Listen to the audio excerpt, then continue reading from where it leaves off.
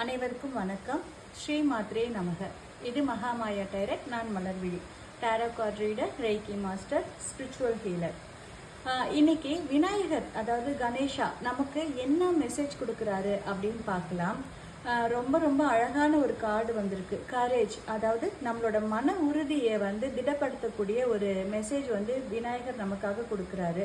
நீங்கள் எந்த விஷயத்தை பார்த்து லைஃப்பில் பயப்படுறீங்களோ அந்த விஷயத்துக்கு முன்னாடி நீங்கள் நின்று அந்த விஷயத்தை ஃபேஸ் பண்ணக்கூடிய டைம் இதுதான் உங்களுக்கு. நீங்கள் தயவு செஞ்சு பயந்து ஓடாதீங்க.